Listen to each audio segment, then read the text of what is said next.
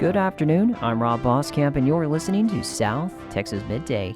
Thank you for joining me on this Wednesday, December 10th. Corpus Christi City Council met yesterday, and water continues to be a major topic for the city. Yesterday, members of both the council and the community heard updates from the city and Corpus Christi Water about several projects in the works. Most of the conversation focused on the Evangeline groundwater project. Evangeline, Laguna LP, and CCW continue to prepare permit applications for the San Patricio Groundwater Control District. CC Water Interim COO Nick Winkleman discussed upcoming actions for the Evangeline groundwater project, including weekly meetings with Evangeline Laguna LP and Pape Dawson, as well as a professional services contract amendment for Pape Dawson. Wellfield monitoring and final designs are expected to be completed by today. That contract amendment will be for the full and complete design of the Evangeline wellfield. We'll also have, as part of that, there'll be a contract for pre-construction services. That will be presented as well. The pre-construction services are critical so that we get input from contractors so that we can move forward in the most efficient manner as possible. That was Corpus Christi Water's Nick Winkleman speaking at yesterday's meeting. Pre-construction services are crucial for a November 2026 delivery as the city works to avoid a water curtailment by that time next year. As I stated earlier, we're working to set up a pre-application meeting with the San Patricio Groundwater District. We've got to stay in contact with that district. Interlocal agreements with Sinton and St. Paul Water Supply Corporation are ongoing. The city water department will also have stakeholder meetings with landowners in the future. Yeah, Mayor, can I just add to that, just so there's no misunderstanding from the viewing public? So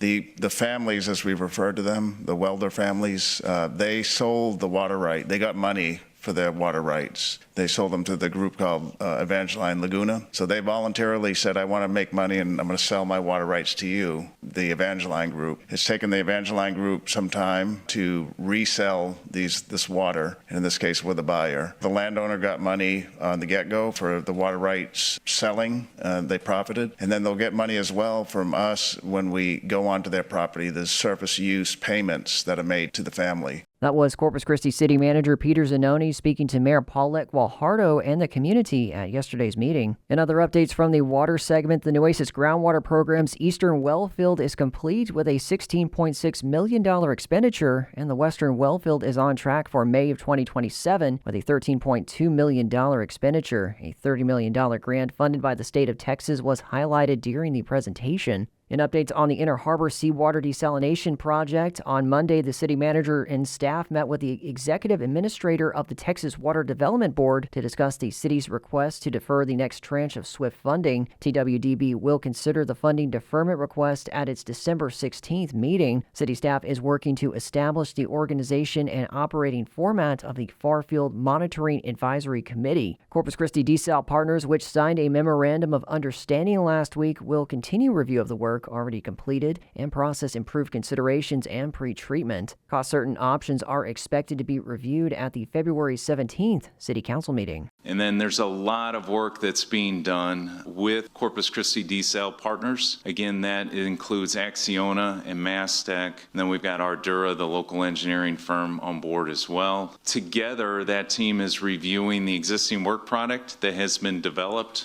All of that work product has been furnished to them for review as part of the Memorandum of Understanding. Together, we're looking at process improvement considerations. Acciona has already provided excellent input on pre-treatment options. Largely in part that comes from their knowledge and experience of operating seawater desalination plants throughout the world. And then, of course, we are looking for any opportunity for value engineering. That was Corpus Christi Water's Nick Winkleman speaking about the Inner Harbor Desal project. For the city's reclaimed water infrastructure, CCW has been in discussions with multiple entities regarding use of effluent water from wastewater treatment plants, with agreements scheduled to be presented at city council meetings next month. Ardura is preparing a proposal for effluent conveyance from the Oso wastewater treatment plant, and pipe alignment is in design.